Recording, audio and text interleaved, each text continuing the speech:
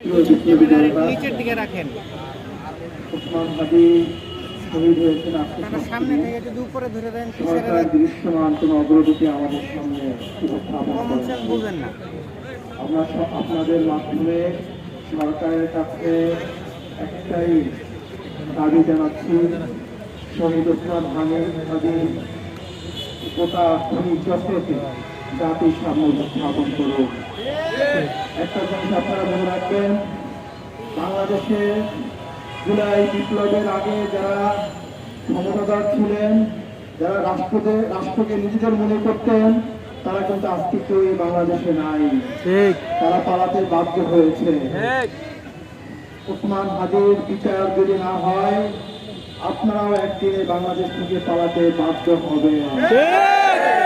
এজেন্সির হয়ে, যে রাষ্ট্রের হয়ে আপনারা ওসমান হাদিকে হত্যা করেছেন, মনে রাখবেন ওসমান হাদি কোন এজেন্সি, কোন রাষ্ট্র, কোন তাদের কাছে কখনোই মাথা নত করে না।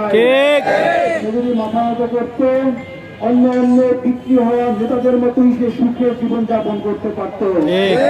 সে বাংলাদেশের 18 কোটি মানুষকে পথ দেখিয়েছে কিভাবে রাজপথে আন্দোলন করতে হয়, কিভাবে স্বাধীনতা সার্বভৌমত্ব টিকিয়ে রাখতে হয়।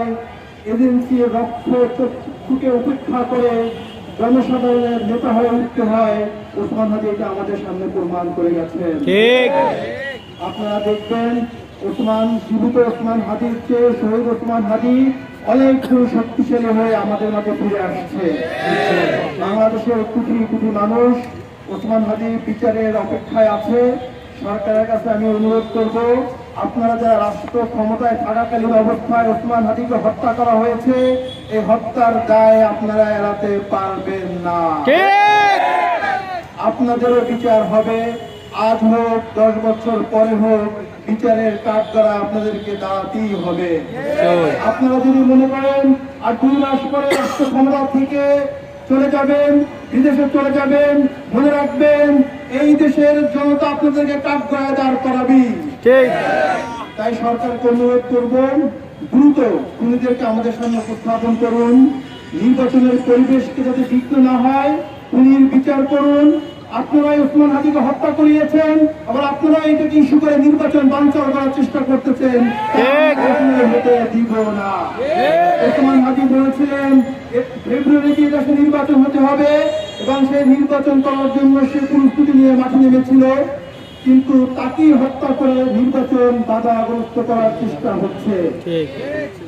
বিপ্লবী জনতা, আপনাদের কাছে অনুরোধ থাকবে, আজকে আমরা শহীদ শপথ পাঠ করার পরে পরবর্তী প্রোগ্রামের জন্য অপেক্ষা করব।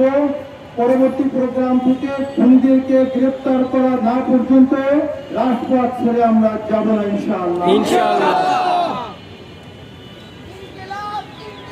জিন্দাবাদ জিন্দাবাদ জিন্দাবাদ জিন্দাবাদ।